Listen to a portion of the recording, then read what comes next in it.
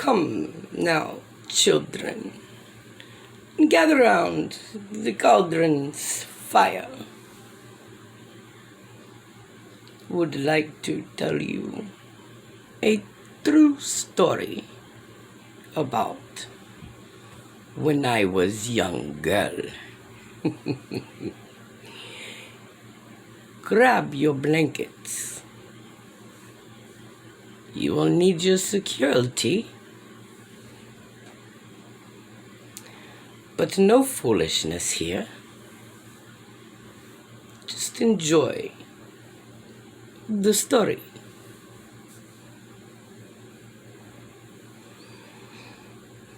There was this little girl. She was going through a lot.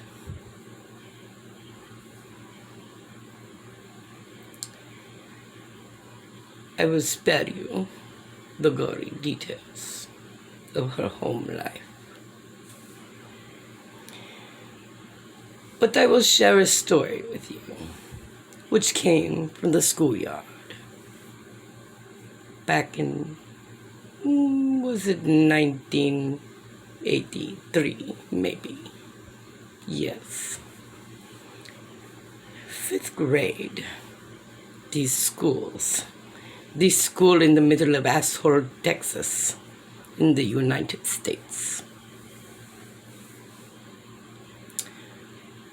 That's what we're gonna call it, because the name is close. Shh. But this girl, she was so innocent, always in her own world, dreaming all the time. Foolish little lass. And nice to everybody, always taking it there to make a friend. Till one day, she started this little bitty school. This girl who came from predominantly white, undiverse northern part of the United States to this nearly 99.9% school of ethnic Mexican girls. These Mexican girls, oh, they are something. I tell you this now. These girls are tough.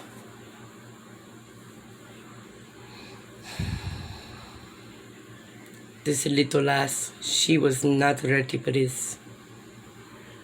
But in any case, one afternoon, after eating her dinner, her lunch, whatever you would like to call it,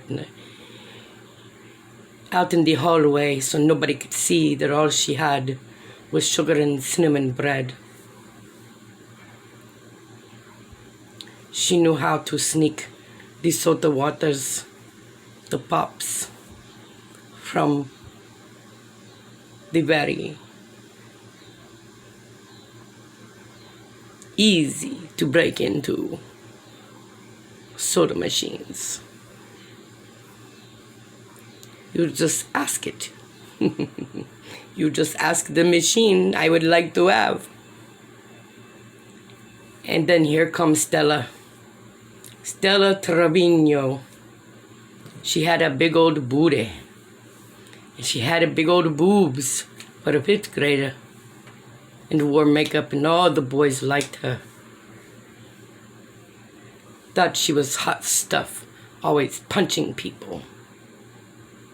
And one day, there was another little white lass who showed up to go to this school, who quickly fell under Stella Trevino's spell.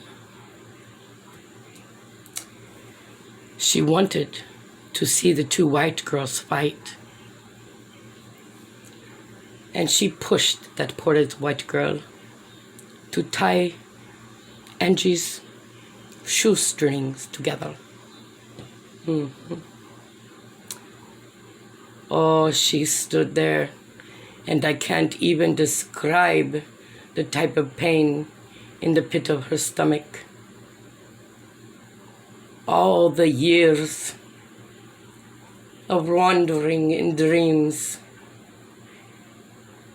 reality of life took a bite out of her stomach, and something grew there for years. I guess you could call it a demon. I tell you, she stood there and she took it. She took it like a brick wall take a hit. And she did not let them see her cry. Not one tear. Not one tear. No. But she wanted to. But when the bell rang and everybody went laughing away to their classrooms, this poor little girl stood there, what seemed for a lifetime. And then she unfroze, and the emotional train hit her, and she ran. She ran all the way home and further to the cemetery beyond the home, past the cattle guards, past the cows, an ancient graveyard where she went to cry very often. You know, she put her name in the book that lies within the mailbox that so curiously sits at the cemetery gates. And so she has always peaceful passage there to watch sundown, to pray, to sing, to bring picnic with brother and sisters,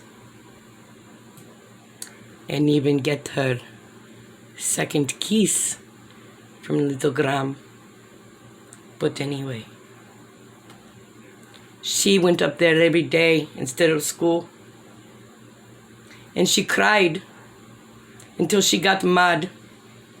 And when she got mad, she stormed to school with her feet, steam coming from the bottoms, steam coming from her ears, from her eye sockets, from her heart.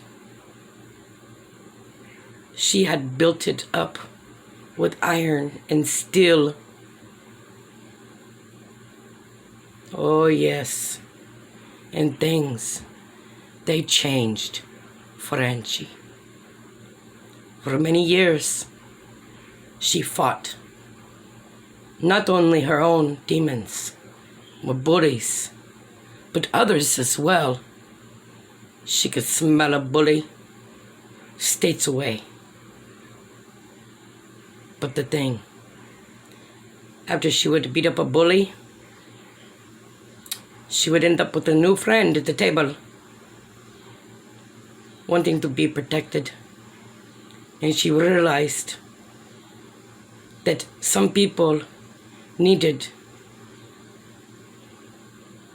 the lesson that she learned. Maybe at the time it was blown out of proportion, perhaps. But so what she did, years, many years, she fought her last battle with her own demon.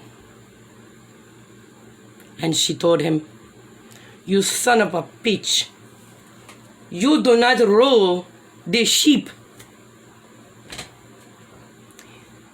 You do not rule this ocean. You are just a teacher. I am the vessel who carries a being far wiser than you. Take a back seat, demon, for I won't have any of your madness. I will not have you pushing me and pushing my buttons, because I am bigger than you, because my mother told me, Angela Michelle, what is in you, my angel, is so much bigger than that which is in the world. And she tell the truth. My mother, the Libra, Sister Hadassah, the Blue Angel, 777.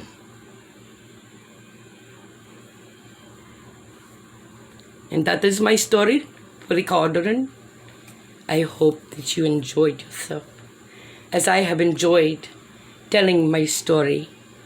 Thank you so much to my sister who is doing Belladonna Chronicles. I love your stories, and I always am so excited for the next one. You tell them so well. You are so beautiful, and I'm so glad that you're my sister. I love you with all of my heart, with all of my soul, because I am you and you are me. And I love all of you. Night, night.